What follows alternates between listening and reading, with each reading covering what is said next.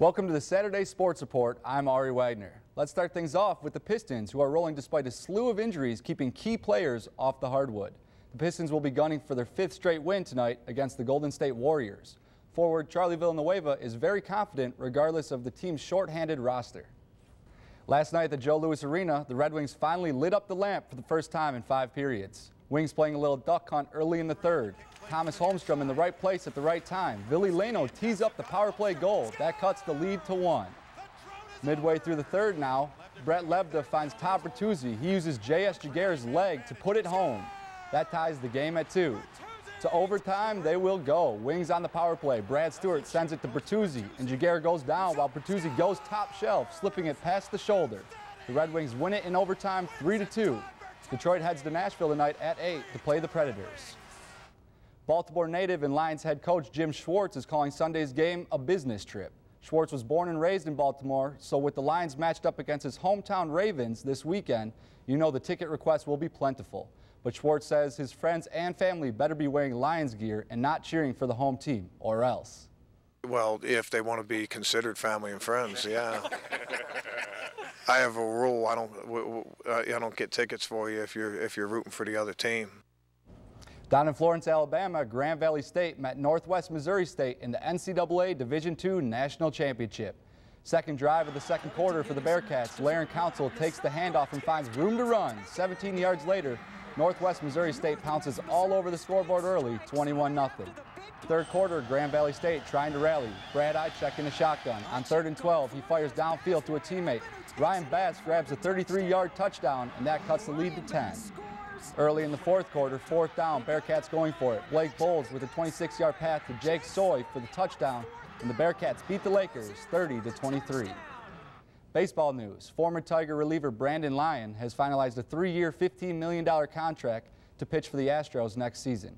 He finished 2009 with a 2.86 ERA. Closing out tonight's sports report, Tigers manager Jim Leyland heated up the winter meetings in Indianapolis this week when asked about the use of replay and television strike zone boxes. We all know that Leyland manages to the beat of his own drum, so here's what the skipper had to say about his players and the strike zone.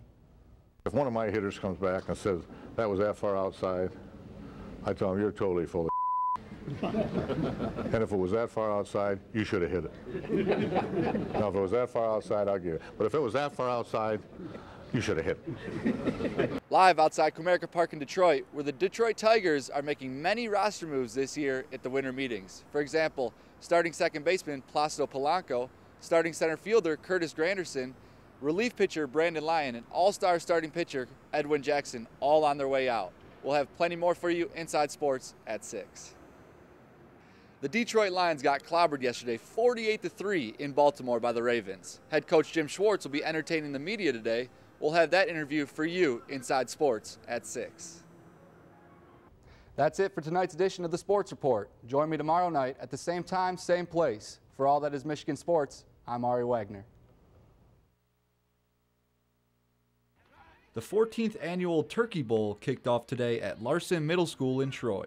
Over 300 people came out from local Asian and Korean churches to compete in a Thanksgiving tackle football tradition.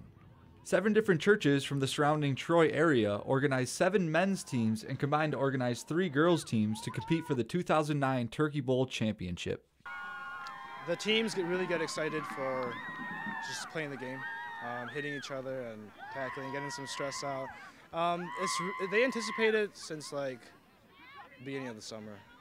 No gambling is allowed before or during the event. It's just for the kids to come out, play some tackle football, and enjoy their family and friends. The Korean American community has donated over $1,000 to this year's Turkey Bowl, and they hope to continue that tradition by supporting them with medical supplies for the future. The participants do not wear any safety equipment except for the occasional mouth guard. Injuries like this happen suddenly, and for now, we just have to hope for the best. This is our for future generations event, and this is just a great moment to the young generation especially. Next year, our plan is to continue as a support for them. I'm not sure how much we can raise the money for them, but for sure so we need to have some medical relief for them. The Korean American community and surrounding Asian and Korean churches in the area are optimistic that the Turkey Bowl will continue to grow each year in popularity and safety to ensure a great tradition for future generations. For the Wayne State Warrior Wrap-Up, I'm Ari Wagner. Wayne State's men's and women's basketball teams put on a free preview event tonight at the Mathai Gym to give the students a chance to better know this year's team. The free event included a 5-minute scrimmage by the women's basketball team that went back and forth until the end, when this finger roll was made at the buzzer to win the game. The men's team followed with another 5-minute scrimmage of their own, which they used to showcase their vertical abilities around the basket, previewing events to come. Other WSU athletic clubs, such as the swimming and diving team and the cross-country runners, put on a mock rock skit show for the crowd's entertainment. However, this synchronized dance routine by the baseball players took home first prize.